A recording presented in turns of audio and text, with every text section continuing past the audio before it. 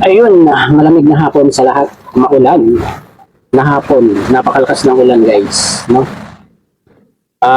Tayo mag-ano muna. Tayo ay re-reaction. Guys, magre-reaction tayo. Dahil sa likod ng sugat at kahilangan, habang ang mundo tuloy. Ayan, bago po ang lahat, pakisuportahan ko muna ang ama ng Kalinga, Kuya Bal Santos Matubang, Ate Edna Vlogs at Kalinga Proud. Lang sa ikot, may mga taong tahimik na nilalamon ng lungkot. Grabe guys, ang lakas ng ulan, no? Kamusta naman dyan sa inyo guys? Malakas din ba ang ulan dyan? So, eto na nga guys, ano? Ating re-reactionan itong sinabi ni Kuya Carlito, no? Na, ano, patama ito sa Kalinga, no? At parang pinagbibintangan pa niya itong Kalinga ang may dahilan kung bakit si Andrea ay nagkaganon. Grabe, ano guys? Pinaratangan niya na agad, no?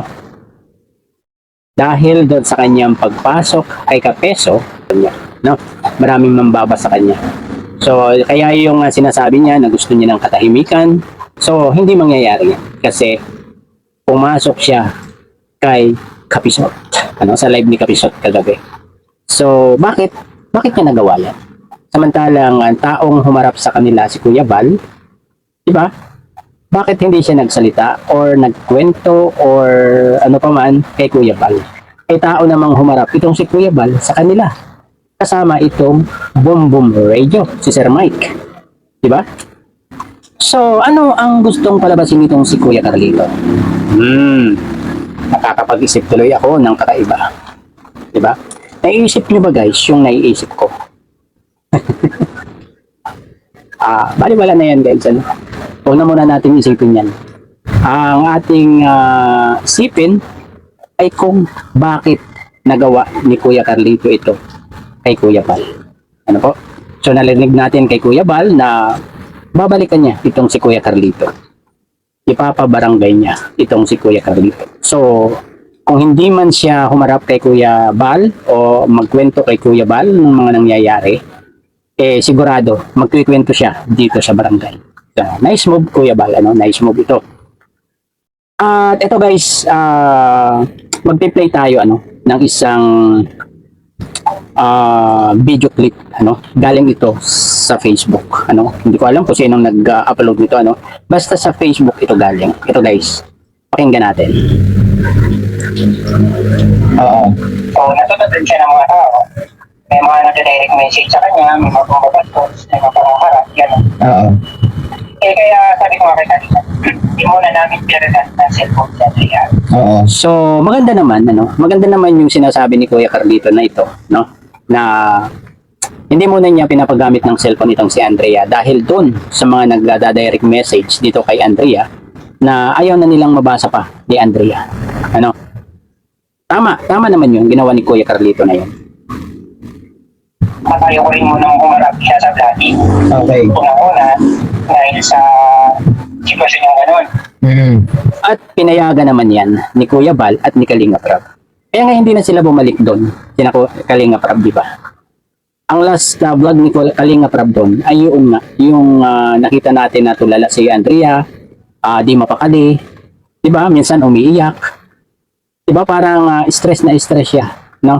Depressed si Andrea noong time na yon. Diretso na natin, guys. Pangalawa, inisip ko rin yung kahiyan ng bata. Yung talagang concern sila sa bata kung gusto nilang makatulong. Pili nilang gawin kahit walang camera, di ba? Ayun, tama. Pwede naman yan, pwede naman gawin ni na Kuya Bal yan. Kaso, mawawala yung pagiging charity vlogger nila dyan. Kasi mawawala yung vlog eh. Magiging charity na lang yan, ang mangyayari. Diba? Pwede naman, hindi naman mahirap pakiusapan itong Kalingap pagdating dyan sa pagtulong na walang Kasi hindi lahat ng tinutulungan ni Kalinga Prab o ni Kuya Bal may video, Maraming beneficiary si Kalinga Prab at si Kuya Bal na hindi nila binibidyo. Diba guys?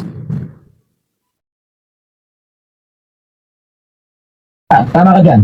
Yun lang naman yun. Ikaw talaga may... Yes. Kung may malasakit ka talaga, Puso sila. Isa pa itong si Kapeso eh, ano? Ano rin eh, tawag dito. Dikta pa din, ano? Dikta pa more. Nagiging diktador ka ngayon, Kapeso dyan. oo. Eh, ang ano ko naman na is, hindi para kumontra sa planning nila. Hindi ko naman sinabing, hindi ko na siya paharapin. Sabi ko sa kanila, So, papunta na yun. Papunta na yun doon, Kuya Carlito. Kami pa naman ng iyong lulukuhin eh. Ano? Oras na hindi mo yan pinablog, dire-diretso na yan. Dire-diretso na yan. Ano? Sinabi mo lang yan kasi para hindi gaanong hindi halatang umayaw talaga kayo sa pagbablog sa kay Andrea. Yun na yun. Niluloko mo pa kami, Kuya Carlito eh.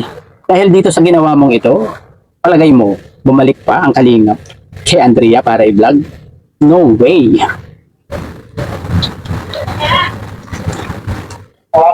sana. Oo. Oh. At hindi ba tayo bata eh.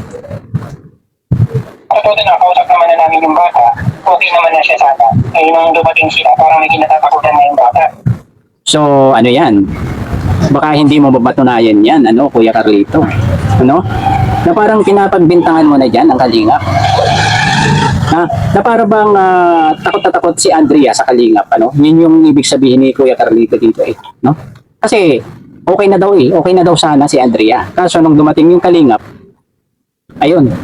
Diba? Pangit yung sinabi ni Kuya Carlito dito, guys. Pinagbintangan na niya dyan ang kalingap. Diba? Eh, malay ba natin kung isa sa kasama nila na nangaharap, di ba? Malay ba natin? Hindi mo sigurado. Pero nagbitaw ka na ng ganyang salita sa kalingap. So, masakit yan kay Kuya Bal. Bilang founder ng kalingap, yung sinasabi mo, Kuya Carlito. Baka nagkamali ka ng kinalaban mo. Diba? Tahimik na sana ang lahat eh. Kaso, eto, lumapit ka kay Kapisot. Diba? So, ano ba talaga ang pakay mo? No? May pakay kang iba eh. Naiisip ko eh. Kaya ka nagpa-interview kay Kapisot. Diba? Naiisip niyo ba guys yung naiisip ko na motibo nitong si Kuya Carlito? Yung reaction ng bata, isa rin kasi yung sinilipid natin. Kasi, hindi mapapagod yung bata kung, di ba, kung hindi niya pinaniniwala na karating na dito yung tao, di ba? Kasi, Diba? Pagbibintang na talaga yan guys. Hindi daw magkagaganon si Andrea kung hindi niya pinaniniwalaan na nakarating na yung tao. Yung tao siguro nang haras, yung ibig sabihin niya dito kay Andrea. So, sino yung tao na yun? Kasama dun sa mga kalingap? Kasama sa kalingap ang nangharas? Pagbibintang na ito, ditong si Kuya Carlito. Diba? At ang isa pa, kararating lang nito, galing ibang bansa daw. So, wala siyang alam, no? Wala siyang alam sa nangyayari. Dahil okay naman eh. Okay naman ang mga unang vlog ni Kalinga Prab yan. Natulungan nga siya. Diba? Guys, may iba bang motibo itong si Kuya Carlito? Tanong ko lang. yung ganun yun. Ay, nagtataka nga ako bakit umiiyak yung bata. Di ba nung huling vlog, tama? Inisip ko, Nagtatataka. Ang bira din si Kapesa. Bakit ka magtataka? Ay, depressed nga yung bata. Ay, di ba? Hindi nga niya malaman kung ano yung gagawin niya. Diba? So, baka nga alam ni Andrea na nakarating na yung tao na lumapas tangan sa kanya. So, ang tanong, sino yung taong yun na lumapas tangan kay Andrea? At bakit bigla naman na hindi pinablog? Diba? So, alam na guys. Alam. namin, Umiiyak eh. naharap na dito yung tao oo. Oo. Siguro daw alam ni Andrea na nandiyan na yung tao na nangharas sa kanya. Grabe ito si Kuya Carlito ha. Ba't alam niya na alam ni Andrea na nandiyan na yung nangharas sa kanya? Ba't alam niya guys? Alam ni Kuya Carlito. So, sabi ko, huwag mo nang iharap sa camera kasi ang dami kasi nila magkakasama pag nag-vlog natin. Kaya nga, wag munang iharap kasi baka may masabi si Andrea. Di ba guys? So, ayan guys, dito, hanggang dito na lang ating pag-vlog dito, ano. So, panoorin na lang, kung gusto niyo panoorin, ano, yung buo niyan. Ayun, maraming reels dyan na puntahan nyo, no. Dahil mapapanood nyo yan, yung mga sinasabi ni Kuya Carlito. Kalat na yan. Kalat na yan guys. Or sa ibang mga reactor, ano, kay Lods Marzano, mga nakapag-reaction na yan. Kuya July, si Jubilito TV, yung nakapag-vlog na yan. So, puntahan nyo na lang sila, no, kung nabitin kayo dito sa aking reaction video. Ayun, hanggang dito na lamang. Bye-bye. God bless po sila. Peace!